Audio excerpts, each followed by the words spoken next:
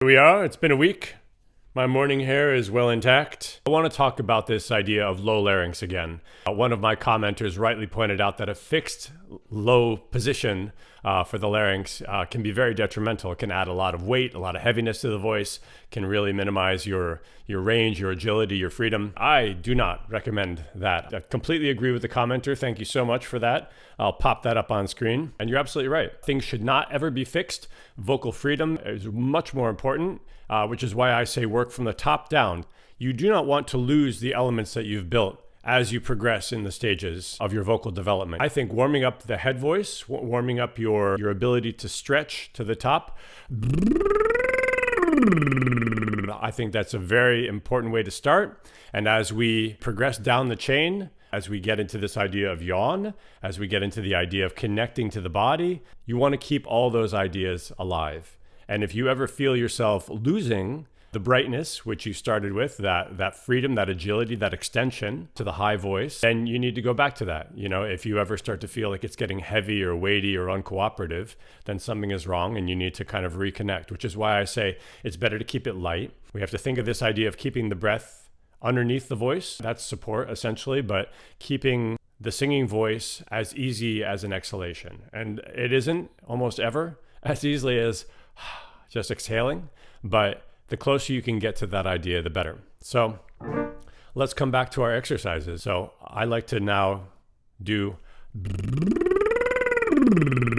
is a light lip trill and I'm flipping into my falsetto. And I do what's called sirens.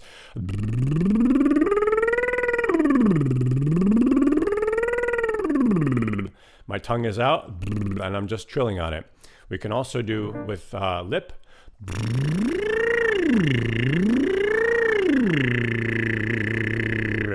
And all this vibration, it loosens up the jaw, loosens up the tongue, the lips. And we want to maintain that. We want to maintain that in our full singing as well. So now if we apply that to an exercise,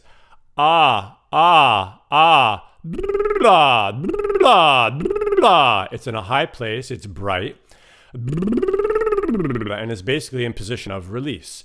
And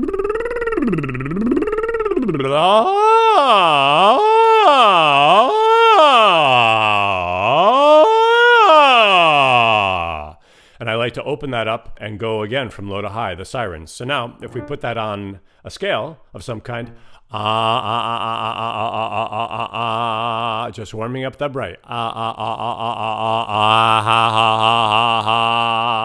Keeping it high, keeping it out front. Also thinking of this idea of a little bit of lift in the soft palate. For me, I like to do this. It really depends on what you sing. A lot of people, they're speaking, their speech level, everything is just out. Everything is really more about the words, not sounding so affected. Like if you're talking more modern music, jazz, Broadway, it's much more speech level. It's much more focused on the words you're speaking. Yeah. I don't know. But to dream the impossible dream, to fight the unbeatable foe, to bear with unbearable sorrow. You know, it's much more about the words, but still this idea of keeping the voice bright, keeping it present. Out here, high, is important because this is projection. This is what makes the voice carry. It gives it clarity, but you still need to connect that to the body. To dream, the impossible dream. You know, it requires some energy in the body. So anyway, let's come back to an exercise, yeah? Diatribe over. So,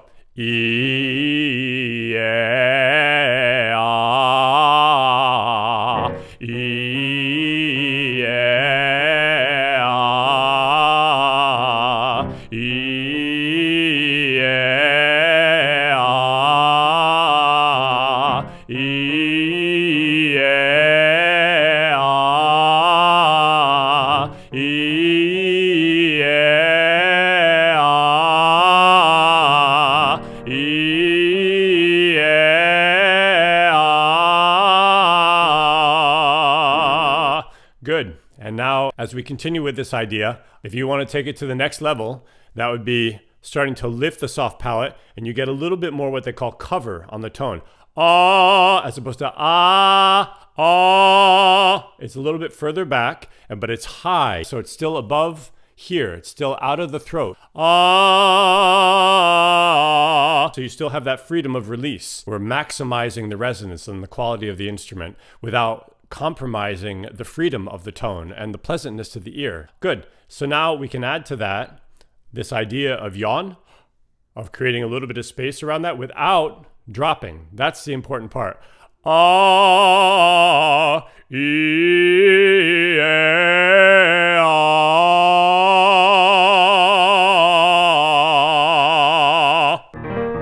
e, ah,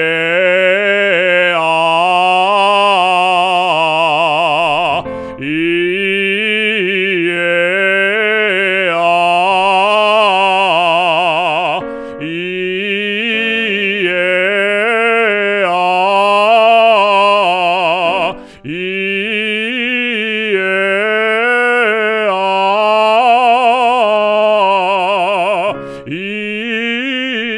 what's my key?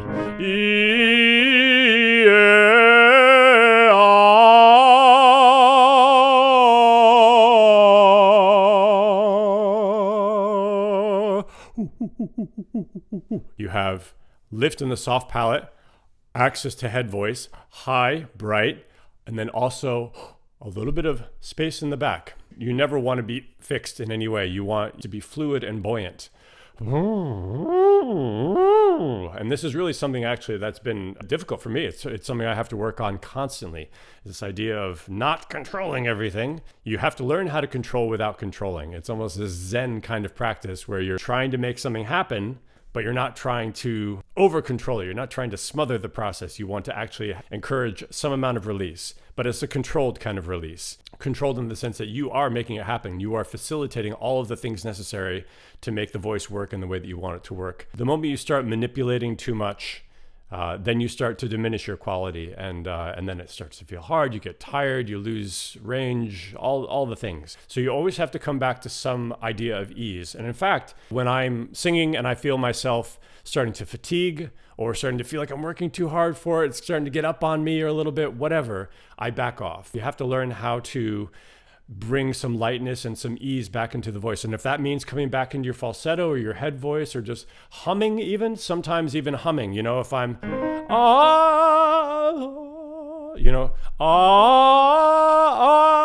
I don't know, whatever. That's not a very high note, but I could be singing a phrase, O dolcezze perdute o memorie d'un amplesso. If I'm working too hard for it, if I'm feeling tired, I'm starting to feel like it's getting a little bit of weight. D'un amplesso che lasse reina Dio. And then from that lightness, I can go back into my full voice and I can kind of merge the two. And when you blend that, then you can really start to find the lightness in the voice and how you can connect to your full voice without making it heavy. And that's the main point here, okay? Heaviness is your enemy. Being fixed is never good.